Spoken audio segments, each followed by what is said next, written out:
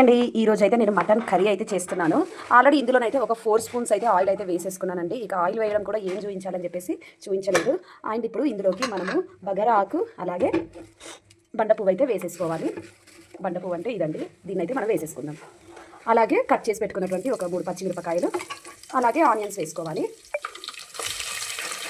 Onions అయితే మంచి colour అయితే రావాలండి. మంచి కలర్ రావడం కోసం అయితే నేను ఆల్రెడీ కొంచెం చిటికెడంతా సాల్ట్ అయితే వేసుకున్నాను. అండ్ అలాగే ఇందులో అల్లం వెల్లుల్లి పేస్ట్ కూడా వేసేసుకొని చక్కగా కలిపేసుకోవాలి. అదైతే కలర్ వచ్చేసాక ఇక నేనైతే ఇందులో పసుపు యాడ్ చేసుకున్నాను. అలాగే మంచిగా కడిగి పెట్టుకున్నటువంటి మటన్ని కూడా వేసేసుకొని బాగా కలిపేసుకొని ఇక ఆయిల్ కొద్దిగా పైకి తేలి కారం అలాగే కొబ్బరి పౌడరు కొంచెం కొత్తిమీర అలాగే మసాలా పొడి అలాగే ధనియాల పొడి వేసేసుకొని చక్కగా కలిపేసుకోవాలి. ఇదంతా కలుపుకున్నాక నేనైతే కొద్దిగా కసూరి మేతి వేసుకుంటున్నానండి. మీరుంటే వేసుకోండి, లేదంటే దాన్ని స్కిప్ చేయండి. అలాగే తగినంత వాటర్ అయితే వేసేసుకొని చక్కగా కలిపేసుకొని ఇందులో సాల్ట్ వేసుకుంటున్నాను.